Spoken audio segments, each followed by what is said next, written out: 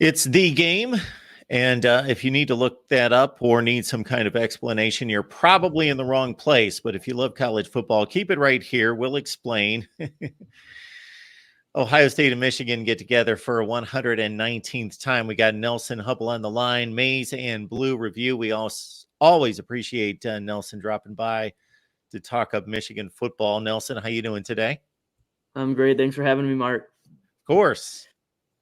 What does this game mean to you? And when I ask that question, I'm not talking about this specific game on Saturday, undefeated teams playing for a college football playoff berth, Big Ten championship, all of it on the line. Sorry, Iowa.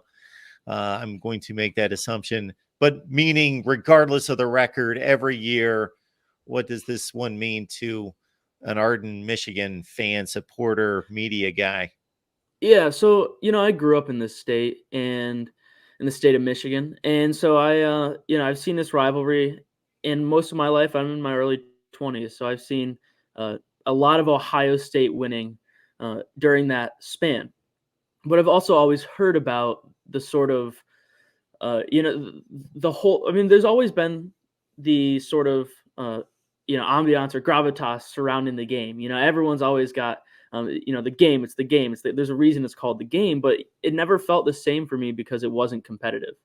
To some degree, it hasn't been the last 2 years, but in general, since Michigan started winning, and maybe this is because of my own inherent biases, it feels like the game has its meaning back. It feels like it has its power and its oomph that it felt like it had been missing, and even when if you go back, I don't think you can point to one. 2016 was maybe you got 2016 in there. You got like 2006, 2007. But we're getting 2016, and you get to the 2000s, and it's got to be then or before. And I don't remember a ton of those.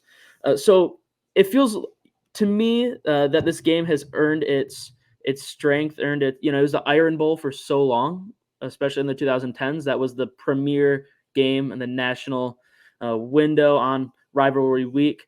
In Alabama, Tennessee, which used to be that. If you go back to the 80s and the 90s, that used to be that game sort of along with Michigan, Ohio State. And now we're back to the point where Michigan, Ohio State is that premier game that everybody has to sit down and watch. You could see some viewership numbers being broken this weekend, I think, mainly because if you look at the slate of games for the day, it's not that great. I mean, there aren't a ton of, you got 2 versus 3, both undefeated, right? That's obviously influential, but if you look around, a lot of people might want to watch an in-conference game for, if you're an SEC fan, you're an ACC fan, you're a Pac-12 fan for the rest of the year, Big 12, whatever it is. But if you look around at the slate of games, this is it. There is not another top 10 matchup. There's, you got Friday night, could be a great game with Oregon. But this is it. So I think this is going to be a great matchup. I'm super excited to watch it.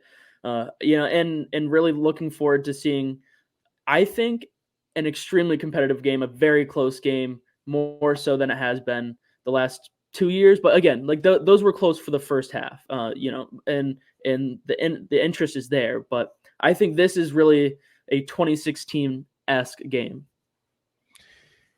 Yeah, so in regards to national appeal and TV interest and all of that, even when this game is at its worst, whatever side you're on in regards to it being the least impactful from a championship perspective, it's still one of the top 2 or 3 rated games of the year. So there's just this inherent pride, bragging rights, name brand recognition that comes along with that. And then when you add all the championship criteria to it, then you get what you got last year, which was over 17 million people watched the game, and by 4 or 5 million people more than any other regular season game in college football. And then, just it gets ratcheted up to a certain extent this year. When you break down your experience with this game, it's funny because my son's about the same age from an Ohio State perspective. And he used to say to me, because I would throw this game at him to say, this is it. This is everything.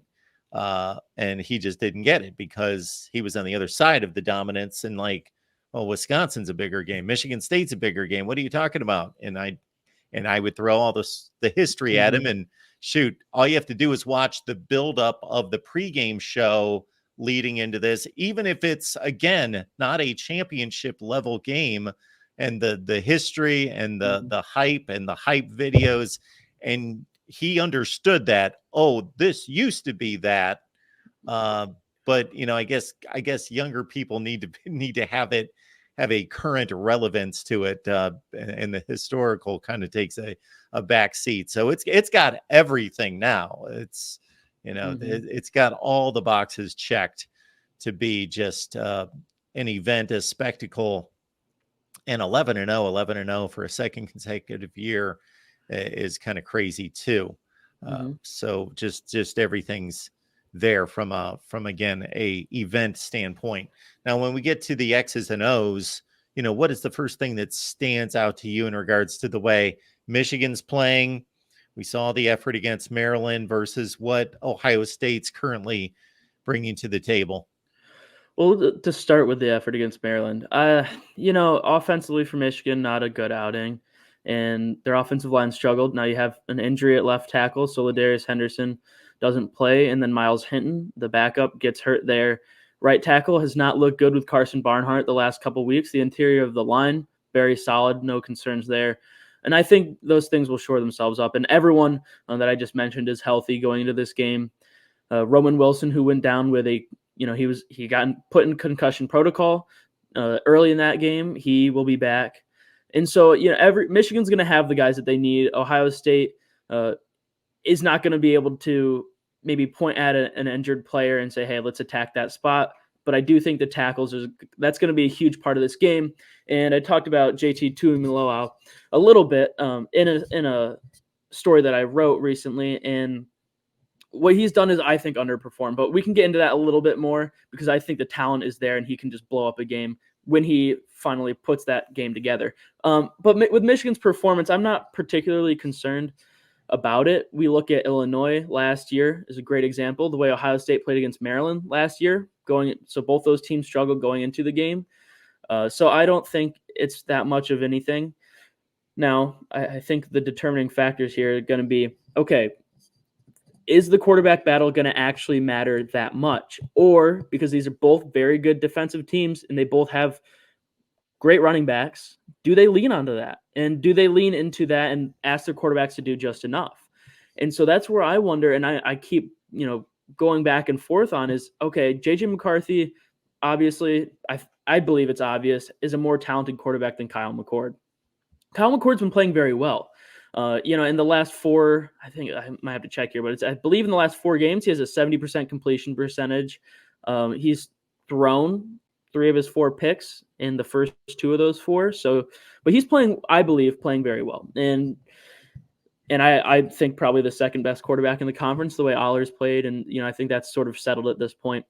And so you're getting your 2 best quarterbacks in the conference, your 2 best teams, and 2 very good running games. I look at Michigan's ground game, and I think, again, we've talked about this before on here. Donovan Edwards, something has to give. It seemed to maybe a little bit against Penn State. And last week, him nor Blake Corum had a easy time running, but it wasn't bad. They were both, I think, like 3.8 yards per carry or something in that realm. So I think Michigan's they are going to try and run the ball here. And I don't think they need to come out and stun Ohio State early like they did last year with that first score and that second score on the deep balls and J.J. McCarthy hitting on some of those shots downfield, or just that random breakthrough play with Cornelius Johnson breaking a tackle and just taking it to the house. Some of those things are fluky, and I don't think there's going to be much very fluky about this game. Both of these defenses are very sound. My thought is offensive line play on both sides is going to be huge. I think defending the run is going to be a determining factor as well. So can Michigan's edge rushers set the edge in the run game and keep TreVeyon Henderson in between the tackles? That's where they're going to be most successful. You get Henderson out in space, he's going to bust one. And we saw it. He had a 75-yard touchdown this past weekend. And he had a great game. Talking about someone who's been playing well lately, TreVeyon Henderson has rushed for over 100 yards in the last 4 of the last 5 games. So he's been playing terrific. And that, if you're a Michigan fan, should scare the living daylights out of you, because Henderson, I think, has been under discussed this year. I mean, injuries and the sorts of things he's been dealing with, but I think talent-wise, easily one of the best backs in the country. The Doak Walker is sort of up for grabs. I don't know if he's a semifinalist or not. I know Blake Corum is, but Henderson, his ability to run between the tackles, outside of the tackles, and also break a big run with the speed that he has at his shorter, stockier size. I mean, he's 5'10", 220 maybe, somewhere in that area. He's got everything. He's a complete back. So Michigan fans need to be concerned about that.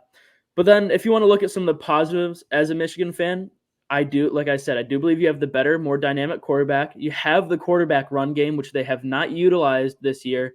Feels like something, to the same degree that they did last year, but it feels like something that they're going to go towards in this game. It feels like they've been sort of just hanging on to it because they don't need it, and they haven't been putting that on tape. They have it on tape from last year, but my thoughts are, if the quarterback run game works for Michigan, they win this game, because it's going to open up your running backs, and it's going to open up intermediate passing, because you're going to have to keep the defense honest, and maybe some deep shots will come out of that if your safeties have to come down. So those are going to be some of the key points for that game for me. Good stuff, Nelson. Appreciate you being here at the Voice of College Football. You can catch Nelson's work there at Maize and Blue Review. So is there anything, the thing I think about is offensive line and some of the issues that we saw last weekend in particular, and those had been building to a certain extent, but then the injuries hit and the Hinton replacement of Henderson, and then he leaves the game. So is there anything, whether you want to expand on that or anything else on either side of the ball or in special teams, that you feel differently about this Michigan team that has changed your level of confidence in the last, 3, 4, 5 weeks? Well, let's start with the positives before I get to the negatives. I think their punting game has gotten better. I think Tommy Doman has done a much better job pinning teams deep, and I think he's grown as a punter in his first year starting. So we'll start with the positives for Michigan fans with that one. Kicking, we just haven't seen much of James Turner as a kicker. He's 9 for 11. Don't think he has a ton of range, and not super confident in him with that. But hey, he hasn't been bad, and if you have an okay kicker, that's better than a bad kicker, right? Bama knows what a bad kicker does in big games.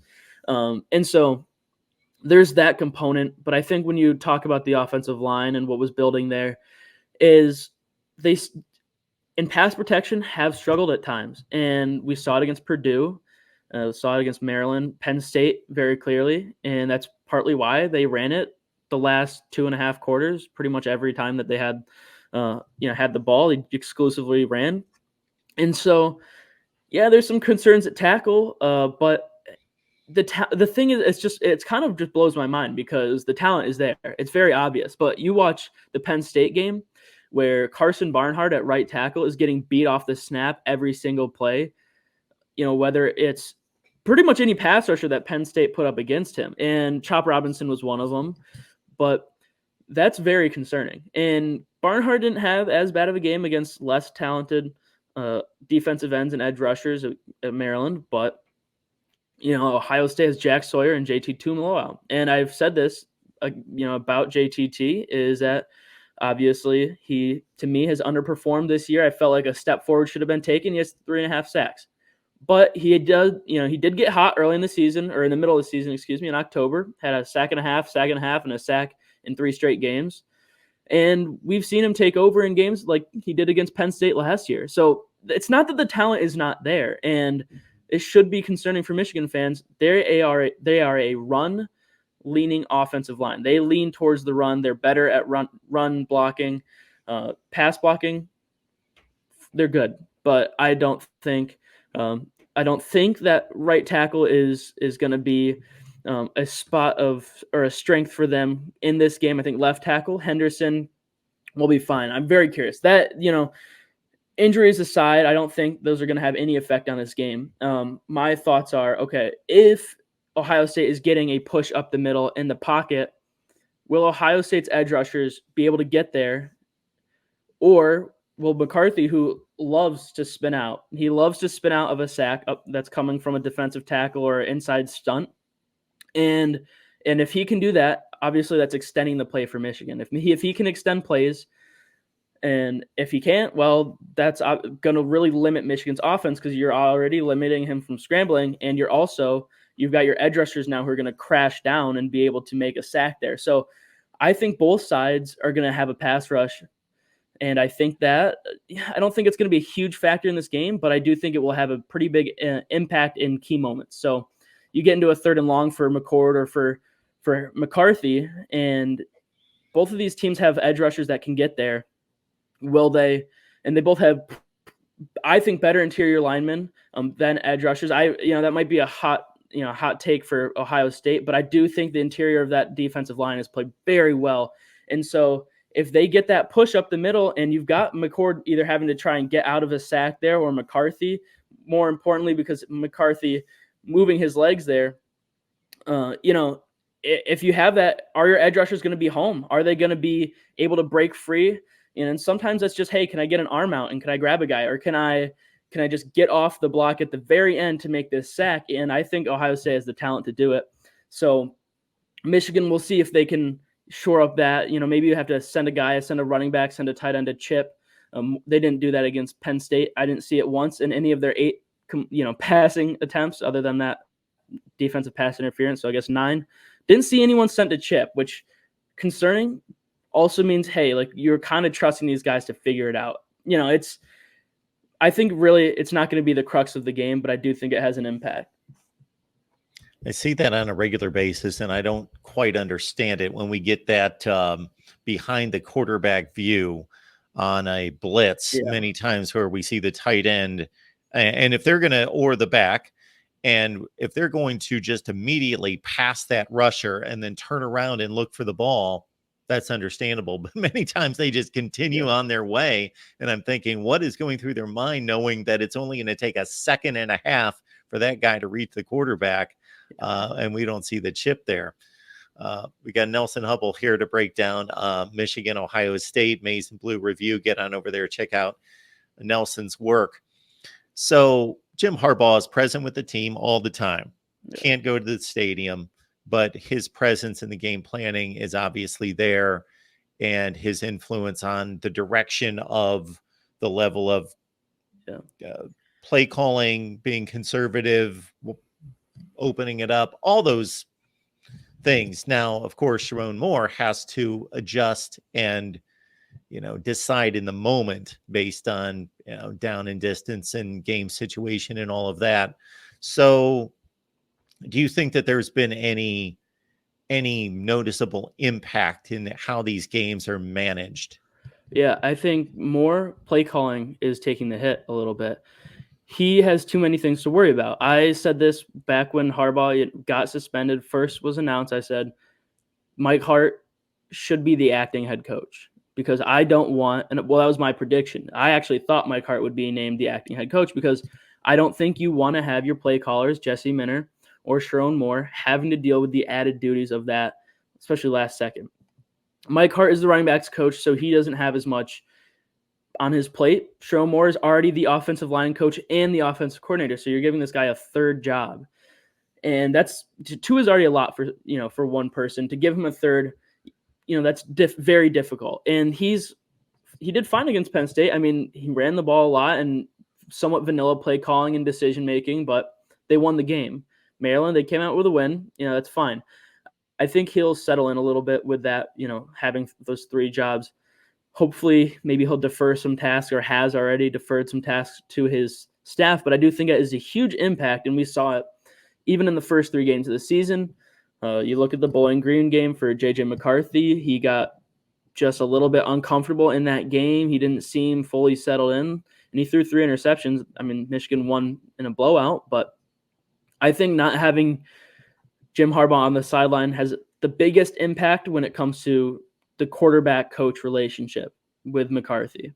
I think Harbaugh, there's something about his relationship with JJ, his sort of understanding of how his brain works and what they need to do to get him right if he's struggling or has an off start to a game. I think that's where the biggest impact is. And Maryland, he didn't look great. Penn State, it was fine. I mean, 7 for 8, 60 yards. You're not asking him to do much there. And he seemed fine. It was more, I think, offensive line play there, why they didn't throw it. And you didn't need to, and maybe you want to make a point anyways on the ground. So I think not having Harbaugh on the sidelines during game day has the biggest impact on JJ McCarthy of anybody else. And then, Nelson, of course, we've got the fallout after the game. Now, I don't want to dig into this too much because we're going to have months and months and months to dig into it. And the winner will be, aside from a possible upset in the Big Ten championship game, will be going to a playoff. And the loser, I think, unlike last year when Ohio State, of course, got that bid because they just had the best record in the country outside of everyone else that didn't win a conference outside of Georgia and Michigan, that path is extremely narrow just because there's just 7 or 8 teams that are lined up to win conference championships with 0 or 1 loss. So this is pretty much a winner take all situation. At least that's how I see it. But the fallout is more or less on the Ohio State side. Ryan Day's killing it, except he can't beat Michigan. If he goes to 3 consecutive losses against Michigan, then wow. He states it in his news conferences about every 2 or 3 weeks. At some point makes a comment that I understand I can't lose any games. Basically, I think that that's wearing on him to a certain extent, that the expectation is win every game. On the Michigan side, obviously, with the off the field allegations, it's okay.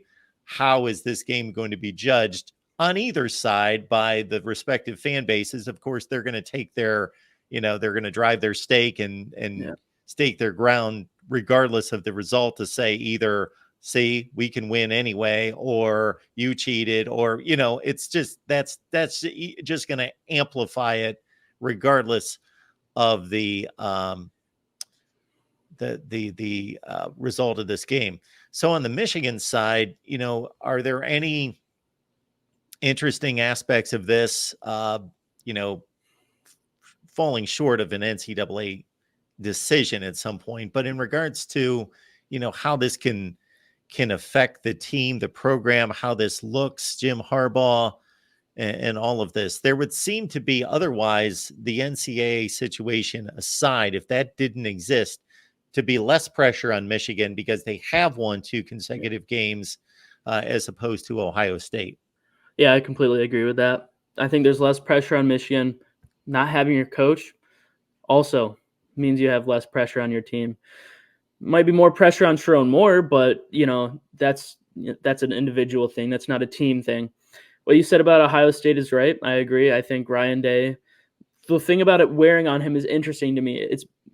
So what it's going to come down to with people who have things like this, either you rise to the occasion or you fall. And so what we're going to find out on Saturday is, will Ryan Day rise to the occasion of hearing this and the struggles of being the coach of Ohio State, having to not be able to lose a game, let alone lose to Michigan 3 years in a row?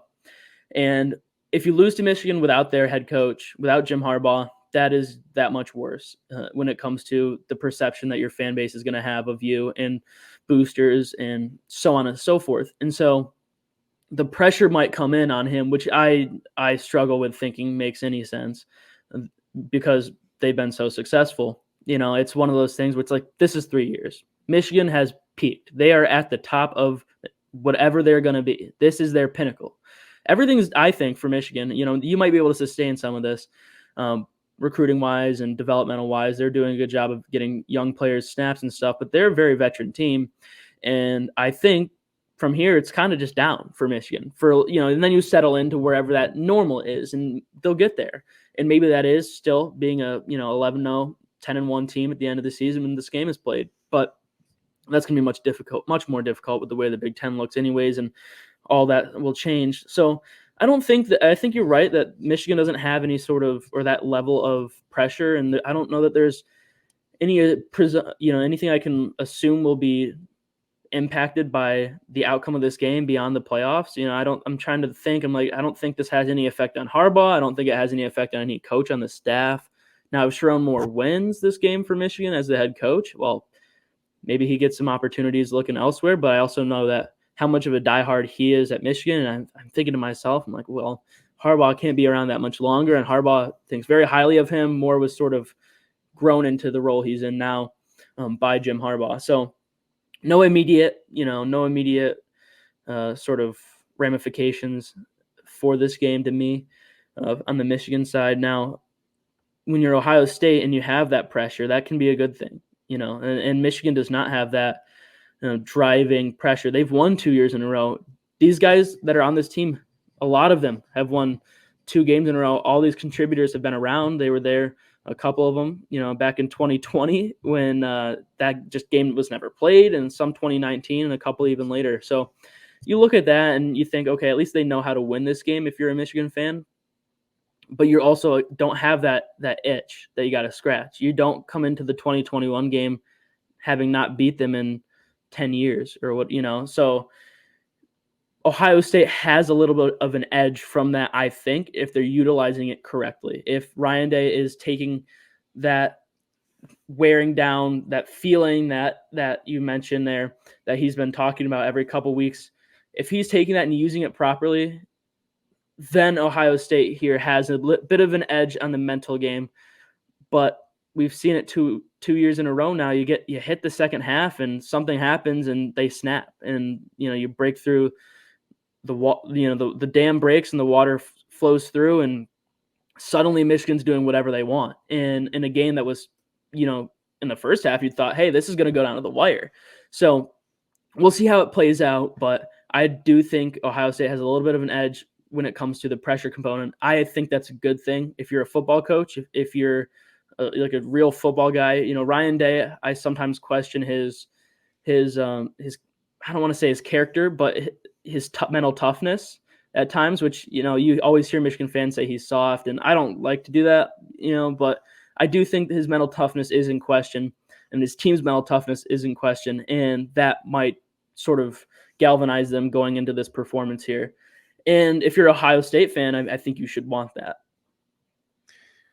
Well said, Nelson. I've laid that out in regards to wherever we stood each and every season with this game. And at the point that Ohio State was dominating, I did think going into 2021 that, okay, there has to be this supreme confidence of knowing we're better than them. We've always been better than them. But at the same time, if you're in that position, that maybe that breaking point is kind of thin, that if you assume that and you ride that level of, it's good to be confident, but not to assume anything. And then if you get punched in the mouth, that could just flip on a dime. And I think that's what happened in 21. Mm-hmm. And here we are. I don't want to say that Michigan's reached that level of, okay, well, we do this every year, because it's only been 2, but still mostly the players on the field only know Michigan winning and Ohio State losing. So yeah, the psychological factor in this is fascinating, no doubt. It is. I mean, and when you look at the Ohio State side too, you're thinking, okay, where are they at? Maybe you can tell me what you think or what the general feeling is about the program and the mental state of them this year and where they are psychologically, because I think that has just as big of an impact or more than Michigan's side. I really think that Michigan, they're a hungry team, they're determined, they're a veteran team. And where they are does not feel like where Ohio State was in 2021 yet, but there is that general feeling. It's like, hey, we know how to take care of business. Now we just have to go do it. Ohio State, I'm wondering, I'm like, okay, so are they getting to that point where they're just so hungry to get this win? Are they somewhere in between, that hunger and knowing like, hey, we've been able to do this before. Like none of us have done it, but how driven are these guys on that team, I guess is my question. If you have any general feeling surrounding the roster. Well, that is the big question. It's does this team lack confidence? I don't think they lack confidence week to week. They know how good they are, but against this opponent, whether 45-23 and 42-27 are so ingrained that they've got to get past that mental hurdle, or as you alluded to before, is there a stronger motivation and incentive for them that is making them even more laser focused this week and all of that, and going to, and I don't know how the intensity of this game can be increased anymore, but to where they're playing with more intensity than Michigan is.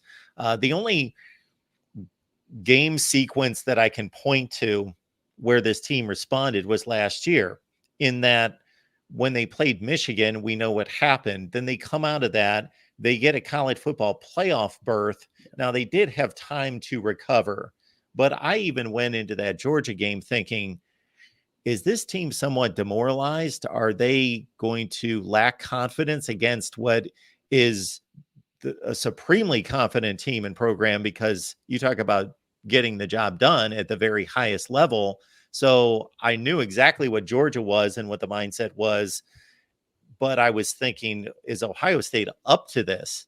And then once they got out there for a few series, I thought, okay, I know they're good enough to do this, but okay, now they're showing that they've got the right mindset to accomplish this. Right. And we know that they didn't on the scoreboard, but they played even or Mhm. better than Georgia. So they rose to the occasion in that setting. But this Good dynamic's a point. little bit different. I agree, but that is a good point.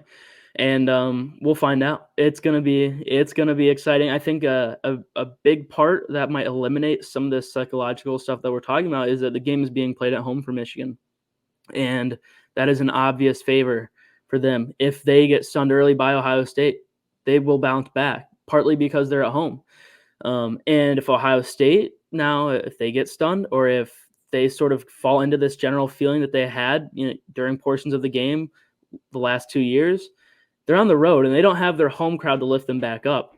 Do they have the resolve? And beyond what we're already talking about going into the game, on the field, will they have the resolve with the factor of it being away and the big house and what will obviously be one of the craziest environments there of all time? I mean, you can say that, and it was that way in 2021. It will be that way again, I believe. Maybe not to the same degree, but I think that Michigan is going to come out and they're going to have that in their favor, and that could eliminate some of what we're talking about here as well. Absolutely. Good point there. Home field advantage is something. It certainly means something, but in this rivalry, it's not meant a whole lot. Now, for this particular game, it may be different, but historically doesn't mean a whole lot in regards to, you expect the home field advantage to be 3 points or to be a Mhm. edge, a 55-45 kind of edge for one of these two teams. And I think that's pretty much where it's been, but it's not been overwhelming to where we've seen just the better team typically takes care of business and wins the game. Nelson Hubble's here, Maize and Blue Review. Please check out his work. And I'm guessing he's going to have a prediction for this game later on in the week right there. Yep, our predictions. I'm not going to share it, but it will come out on Friday. And I have gone back and forth, believe it or not, on the winner of this game, especially following the Maryland game Saturday. It was, very, overcritical maybe of that game. I had to take a step back and look, okay, well, what did Michigan do last year? And they lost Blake Corum against Illinois, but, still, what did they do last year against an Illinois team that was, I'd say, in a similar boat to Maryland? Maybe totally different product on the field. I just mean where they're Yep. at in the season. So yeah, I have my prediction, and I will say I do think Michigan wins the game. I do think Michigan wins the game, but I think it's really, really close, and I think it's going to come down to a drive in the fourth quarter. And there is that weather factor, possibly. There shouldn't be a weather factor, but maybe there is. You And I know, got I am at the point where it feels like after that 2021 season, I check the weather app and they just throw a little bit of snow prediction, 30% chance up there. Someone's fidgeting some stuff behind closed doors just so, because I mean, you look at it Saturday, it had a 35% chance of snow, and I looked at it, I said, last year it had the same thing, it didn't snow. We'll see what happens, but yeah, it's always a factor. I think less so in this game than the previous 2 years, by the way. my daughter, who is not a college football fan, but she is certainly locked in on this series. She sent me a text 2 years ago in 2021, and certainly I had great respect, and I always do, for this game. Hmm. and regardless of the record. But Ohio State was on a 10-year winning streak, and she sent me a text at like midnight the night before, and it had the weather forecast. And I got to say, my first thought was, "Uh-oh," Hmm. because But that was a Ohio different State Ohio was State team too. That play style was totally. yes, Michigan was. I mean, they were really just beating people up, and they're not doing that nearly as much this year. And Ohio State they're throwing it all around the yard. So these two teams are about as evenly stylized, I yeah, guess, if I could say that, than they have in either of those seasons. I mean, they look like similar teams. absolutely. Nelson, we so much appreciate this. Enjoy the game, but don't enjoy it too much. And we will catch you soon. Thank you, Mark. Have a good one.